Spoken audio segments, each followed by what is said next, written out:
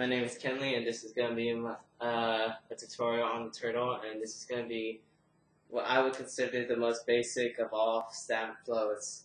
And since it's the most basic, it should be the easiest, one of the easiest power moves to learn.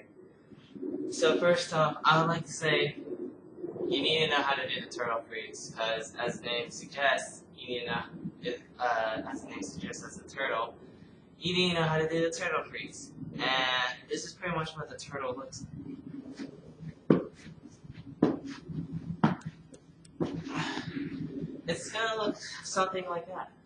Now then, with knowing the turtle freeze, you want to be able to move around a little bit prior to learning this move.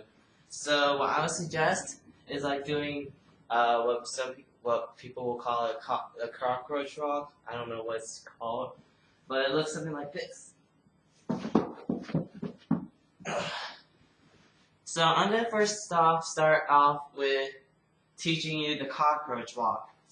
Now then, with the cockroach walk, you need to have the ability to be able to do whatever you want in a turtle freeze.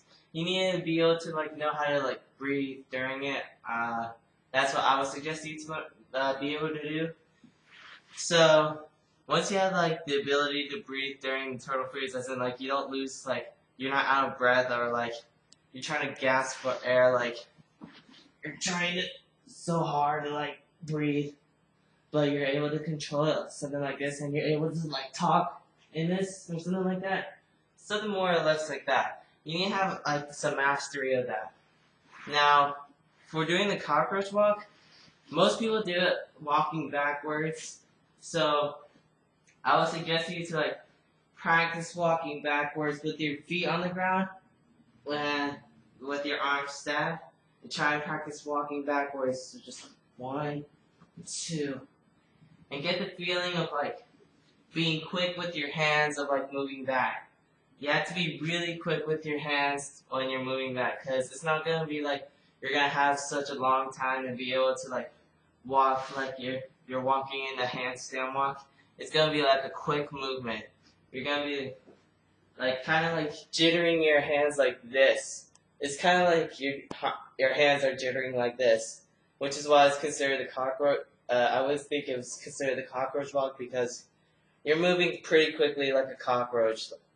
So when you're doing this as well, you want to be able to keep your hips up like this, but don't keep it so far up that your face starts to touch the ground.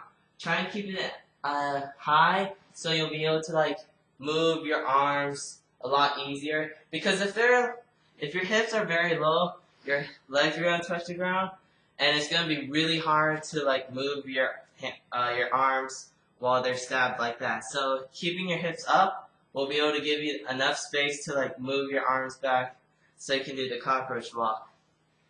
And yeah, and that's pretty much it to it. You need to have a sense of balance when doing this, and you need to have a good mastery of the turtle. And if there's anything you need, I probably didn't mention this on how to walk backwards. It's all about shifting your weight.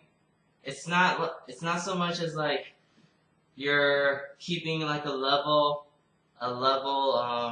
balance, as in you're gonna be perfectly and not slanted in any direction. You're gonna be slanted in the direction that's gonna the opposite direction that's gonna be moving. So if I'm gonna go back with my left hand, I'm gonna slant towards my right. That way, more pressure is gonna be on my right, so I have the ability to move my left hand back. And if I'm gonna move back with my right arm, I'm gonna slant a little bit more towards my left. That way, I'll have more. That way, I won't have as much pressure to move back with my right arm. And with all that together, you should have something like this. Mine's not. I don't really do this move a lot. I just understand the concepts of this. I know how to do a lot more, but that's just a general idea of how they're supposed to look. And if you want, you could try and do this sideways. It's like this.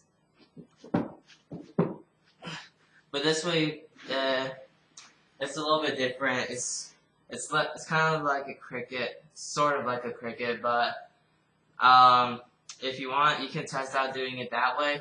It's just more like you're leaning more towards one side instead, like for the entire way. And with that, that's the end of like the cockroach walk part. And once you have that down, now you're gonna move on to the actual turtle. Now for the turtle, it's pretty much the same thing as a cockroach walk, except you're gonna be moving around in a circle. So the thing that you're gonna be doing differently is like when you're reaching out, you're gonna twist your hand to the direction of the way you spin. Kind of like how I taught him previously in my gorilla spin tutorial. When I reached out with my hand, I twisted my hand to the direction that I spin.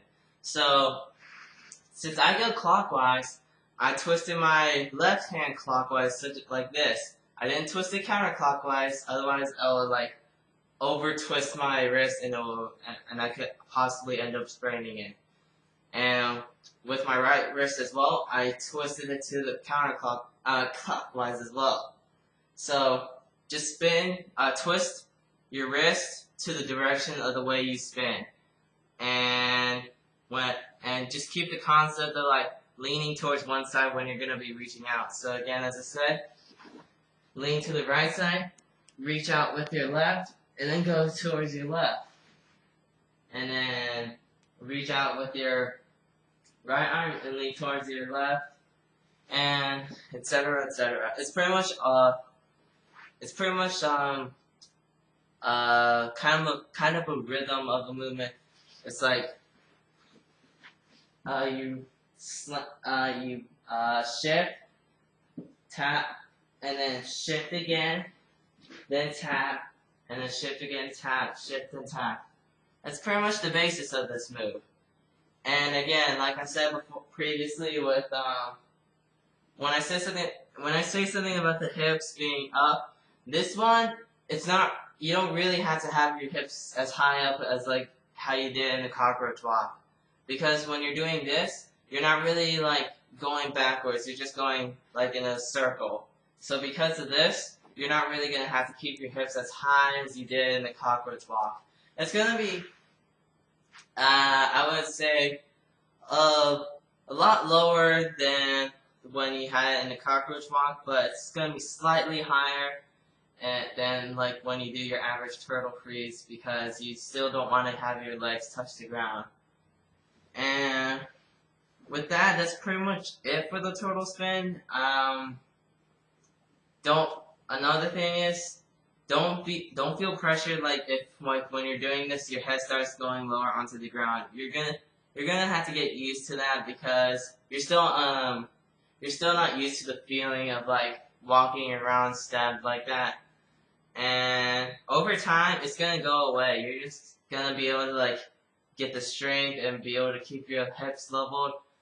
And once you have that down, you're gonna be able to have like the understanding of the turtle. So don't be afraid if like your head starts to like dip forward or lean more and more forward. It's natural, because I had that problem as well.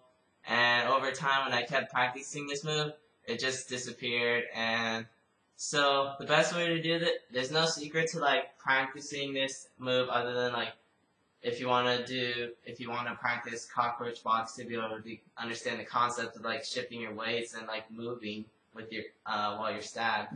But other than that, there's nothing else to like practice other than the move itself to get this move. So, and for the last time, this is a demonstration of the turtle. So, here it is.